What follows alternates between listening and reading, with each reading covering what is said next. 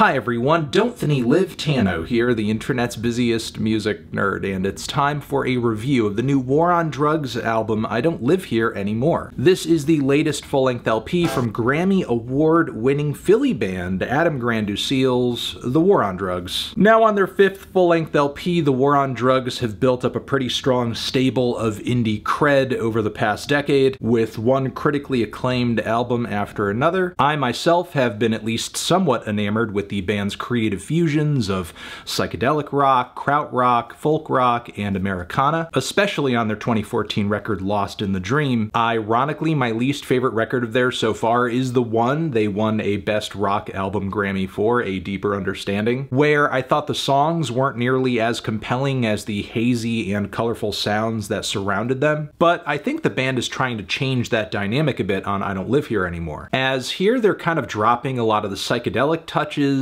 and more hypnotic repetitions within their music. Instead, we're kind of turning up the Springsteen vibes, turning up the Tom Petty vibes, which were always there but now are just louder. And what's also louder in the mix is Adam himself. No longer sounding just like a disembodied vocal in the mix, he is really, with this newfound clarity to these songs, trying to take the mantle of an honest-to-God frontman. The vocals on this one are right up front and center, but as a singer and a lyricist, I think Adam still has a ways to go if those elements are going to be kind of carrying these tunes. The opening track, Living Proof, for example, kind of runs like a very tepid Dylan impression, backed with mellow, slow-building folk rock. It's pretty while it's on, but there's no serious spark going on with this track melodically or emotionally. Meanwhile, cuts like Harmonia's Dream have more of a new wave pep in their step. The Springsteen influence on this one is in full force. It almost feels like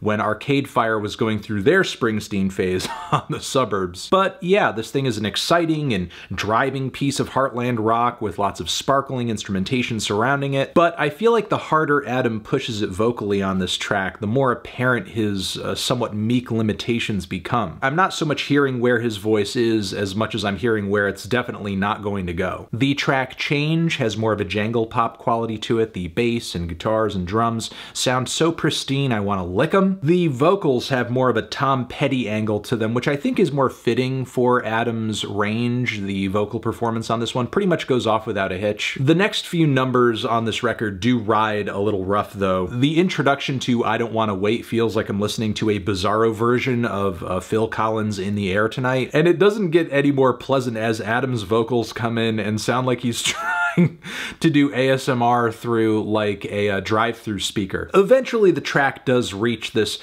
grand finish, a piece of shimmering 80s rock. It's fine, but man does this track not start in a great place. Then Victims got more of a groovy, electronic, and spacious quality to it. Maybe you could say this cut would sound more comfortable on one of the earlier War on Drugs records. This track also just happens to sport one of the worst mixes on the LP, as there are numerous points where the vocals and shrill synthesizers and I guess whooshing effects pile up into what sounds like white noise. It's very staticky and not exactly alluring. Adam's muttered and kind of sneaky vocal leads on this one feel a little out of place too in a somewhat amateurish way. It's like the deeper I go into this record, the more it feels like something I would hear uploaded to that Uncharted Zone YouTube channel. The delectable Phil Thomas Cat here.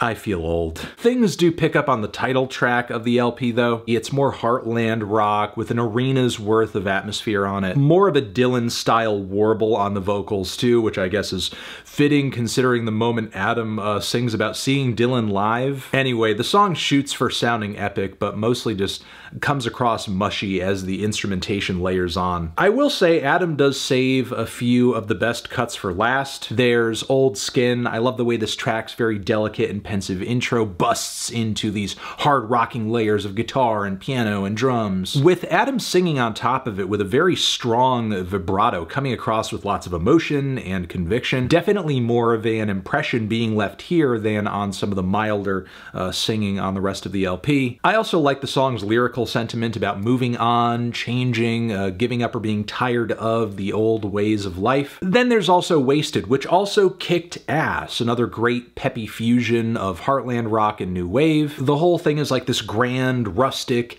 epic, soup of sound, some endearingly lovesick lyrics from Adam as well. I think his expressiveness on this track makes up for his vocal range a lot, but to point to the singing again on the following Rings Around My Father's Eyes, yeah, here Adam comes across a little too rough, but I do think the organs make for a very heavenly sound here, and I do like his lyrics about aging, moving into the great beyond. There's a solid lyrical showing on the closer Occasional Rain as well. Even though the instrumental here, as far as Heartland rock goes, may be a little dime a dozen, I still do like what Adam says here about feeling lost, and frankly that turn of phrase, if loving you is the same, it's only some occasional rain, is great. This track and a few others do a great job of sending across this sentiment that yeah, sometimes things are hard, but that doesn't mean the overall journey isn't worth it. So yes, overall, I Don't Live Here Anymore, while I'm not in love with this LP, it's not too bad. I may even enjoy it more than the last War on Drugs record, and in a way I do appreciate the change of pace and the change of sound and how the band has really kind of put those vocals and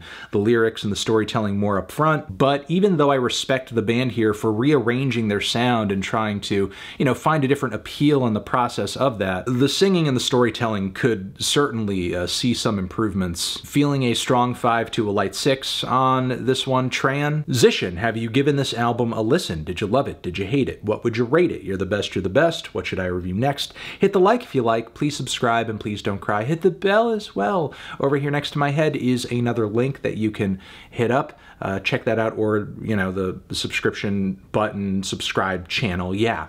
The War on Drugs, Anthony Fantano forever.